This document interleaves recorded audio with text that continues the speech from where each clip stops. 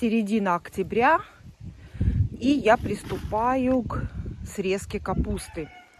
Капусту срезать я никогда не спешу. Я люблю ее срезать после кратковременных ночных морозов. Это приморозок. Вот как только был кратковременный приморозок, и у нас уже подморозило цветы, георгины, это первый знак, что нужно резать капусту. Я с уборкой капусты никогда не спешу.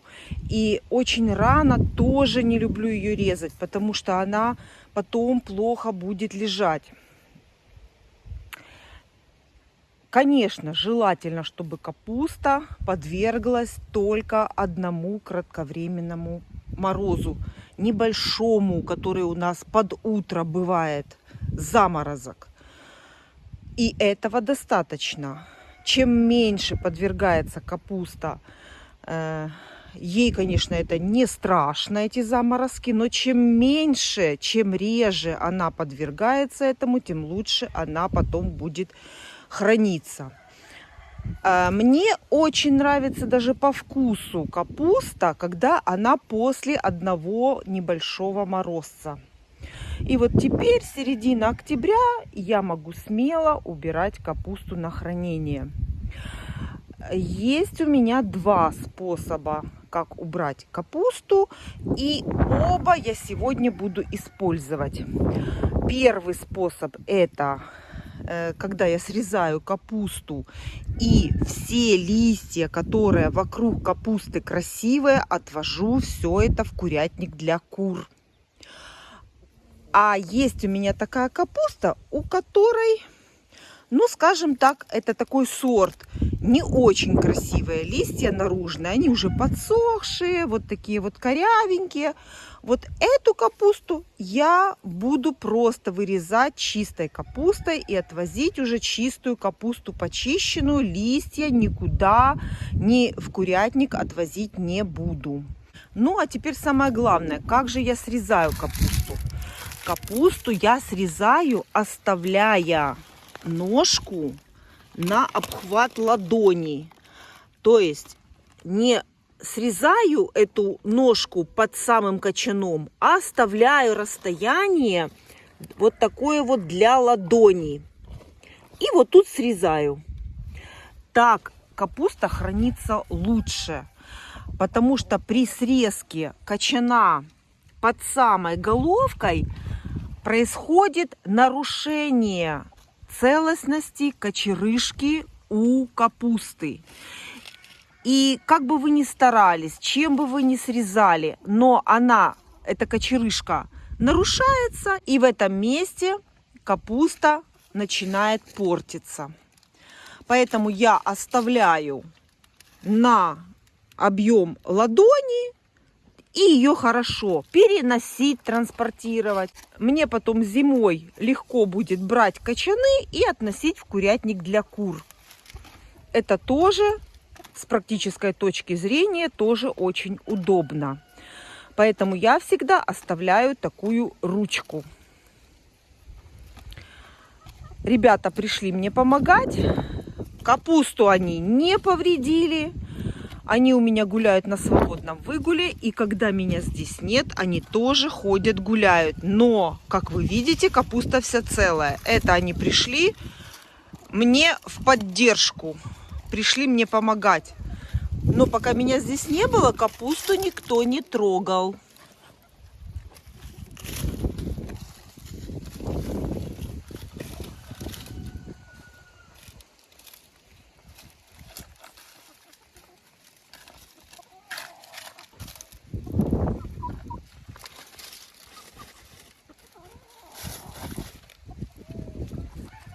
Все, приступаю, потому что капусты много и работы предстоит очень много.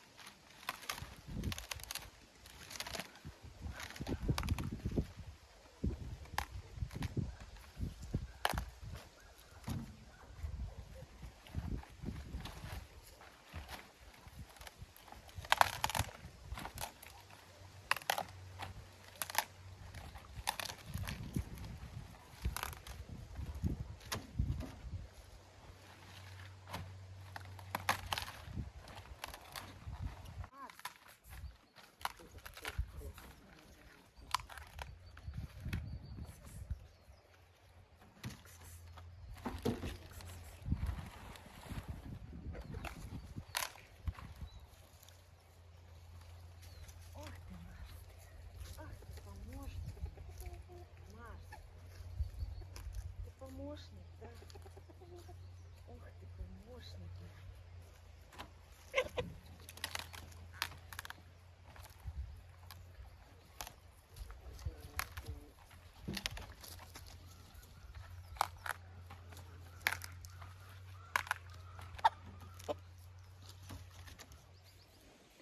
Листы на капусте я убираю не все. Естественно, что у капусты нужно оставить защитные листы. Листы, которые привянут сверху и будут хранить хорошо капусту для защиты. Вот смотрите, я еще пару листов уберу, вот которые уже отсоединились от капусты. Это я уберу. Вот. А вот эти листы я уже не убираю. Это защита кочана на хранение.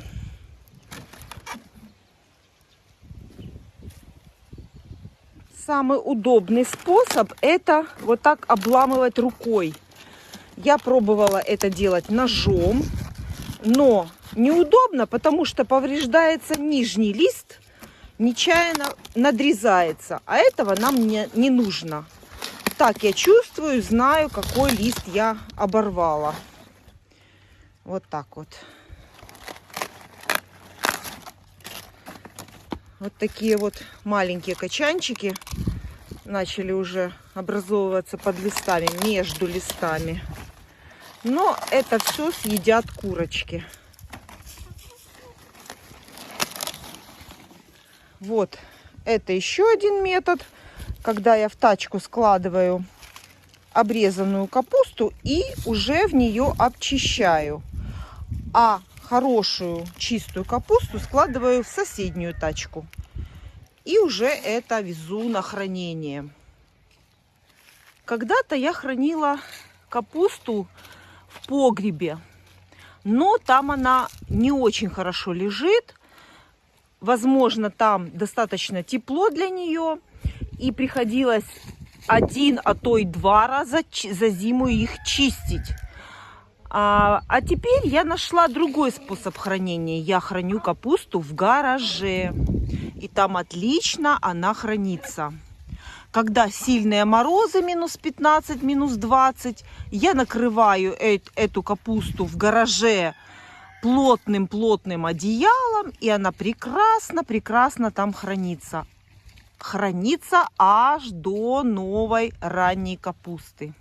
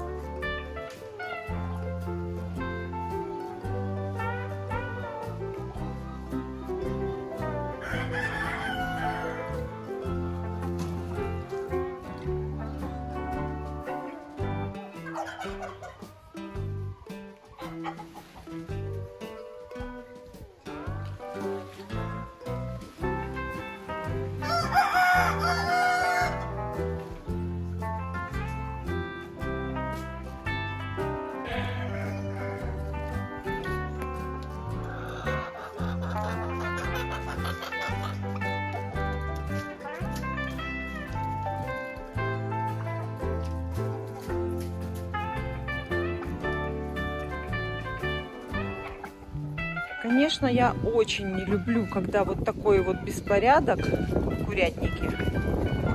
Мне не очень такое нравится. Но такое бывает раз в году. И на это я закрываю глаза. Ну, конечно, некрасиво, грязно сразу.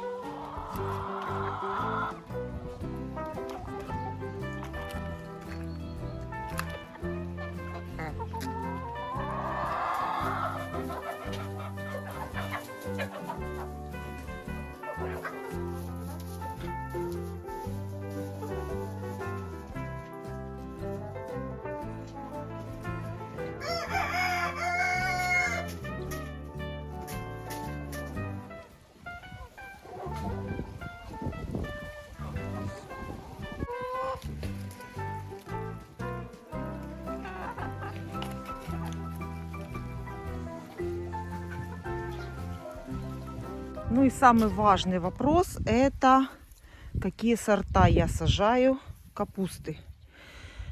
Это гибриды, агрессор, адаптер, профессор. И в этом году пробовала саксессор. Я за свой уже многолетний огороднический опыт наигралась с обычными сортами, такими как каменная голова, слава и тому подобное. Эти капусты совершенно не выдерживают нашествия белокрылки. Я садила огромное количество сортов капусты и пробовала очень разные сорта. Все, наверное, которые существуют. И остановилась вот на вот этих гибридах. И теперь экспериментировать я уже не буду. Потому что это самые устойчивые гибриды, которые я выращиваю без никаких химических препаратов. Никакими химическими препаратами я свою капусту не обрабатываю. А если выращивать такие сорта, как, например, каменная голова, там слава и тому подобное, то здесь нужно на капусту нужно вылить огромное количество химических препаратов для того, чтобы ее вырастить. Это все я прошла, это все я знаю. И поэтому, еще раз повторяю, сажаю проверенные мною за многие года агрессор, адаптер, профессор и в этом году саксессор. Тоже очень хороший гибрид. И ничем на протяжении всего лета капусту я не обрабатываю. И на моей капусте тоже была белокрылка. Но эти гибриды очень хорошо выдерживают нашествие этой белокрылки. Я показываю вам все как есть. Вот такая капуста вырастает у меня без никаких обработок. Я считаю, что капусту обрабатывать ни в коем случае нельзя. Объясню почему. Ну, это я так считаю, потому что капуста скапливает в себе все эти химические препараты, как губка. Это листочки, которые наслаиваются один на другой, и в своем составе потом эта капуста обязательно содержит все препараты, которыми ее обрабатывали. Поэтому, если обрабатывать капусту, то лучше ее не сажать, а пойти купить ее в магазине. Там она точно обработанная.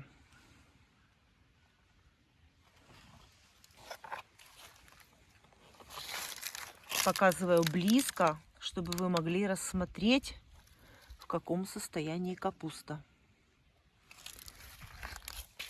Без никаких обработок. Показываю очень близко.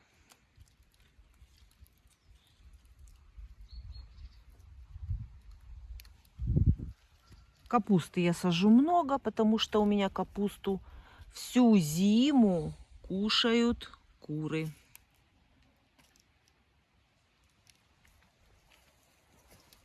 Особенно капуста выручает меня в морозы сильные. Когда заледенела вода в курятнике, куры кушают капусту, и это получают они сочная корма.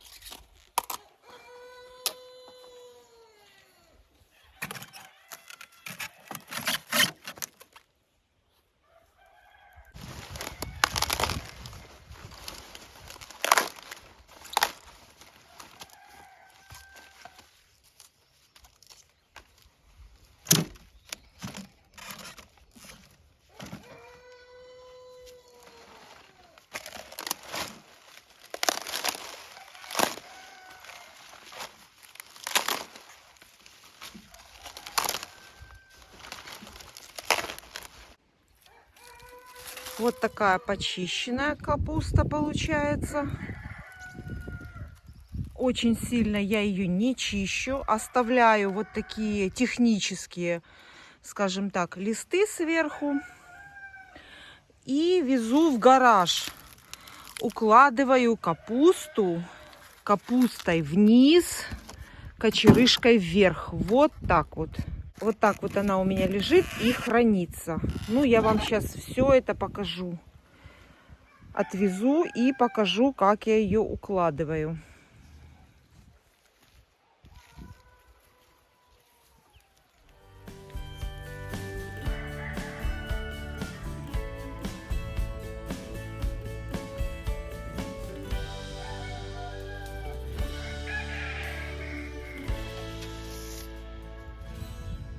И, конечно же, вы спросите, а как же вырастить капусту без обработки химическими препаратами? Белокрылка съедает. А вот поливаю. Вот такая поливалка у меня очень старенькая, уже поломанная. И чем чаще вы поливаете капусту, тем меньше белокрылка повреждает капусту. Крылышки у белокрылки намокают, и она летать не может, а следовательно и размножаться. И поэтому белокрылка будет, но не в таком количестве, как без полива. Полив капусты обязателен.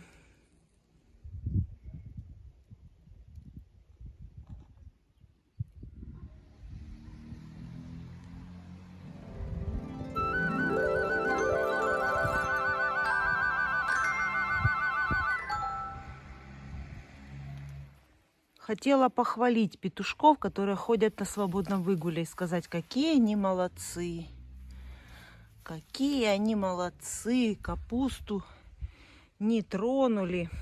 Здесь у меня под теплицей был вопрос, или выбросить эту рассаду, или посадить.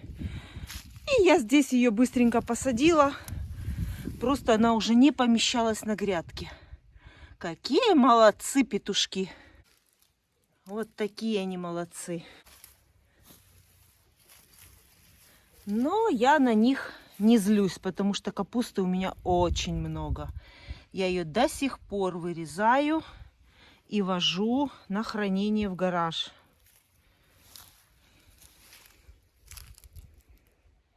Вот так вот в гараже складываю капусту. Конечно, в один ряд у меня вот так вот идеально не получается, потому что капусты много, поэтому складываю ее в два ряда. Но, конечно, в идеале складывать капусту вот таким образом, смотрите, в один ряд. И так как пол у меня здесь плитка, поэтому подстилаю вот толстый картон, любой толстый картон, чтобы капуста лежала именно на картоне, а не на плитке. И так она лучше хранится. И еще хотела вам сказать по поводу гибридов.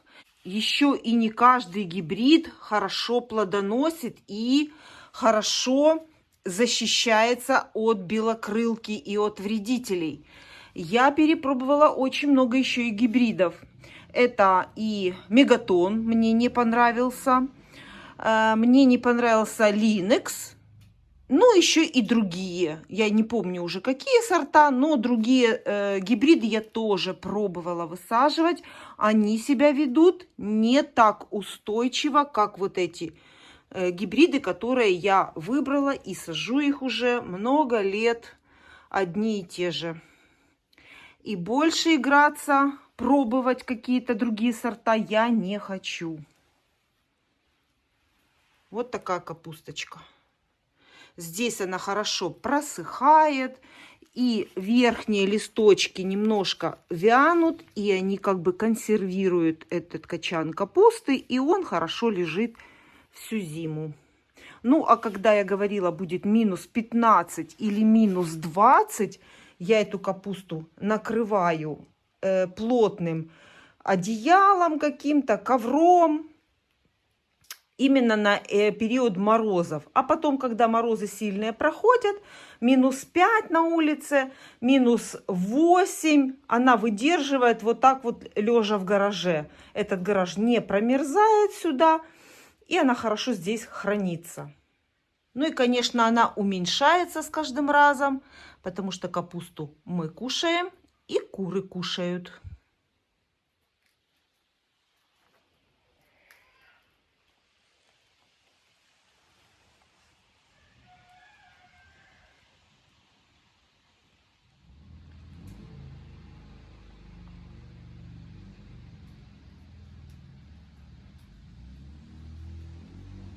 Кс-кс-кс. Нельзя туда ходить. И убрала фиолетовую капусту. Вот такие небольшие головки получились. Небольшие кочаны такие. Вот. Но они плотные, твердые, но небольшие. Этот сорт называется Red Guard. Вот такая она. Ну и, конечно, листья для кур.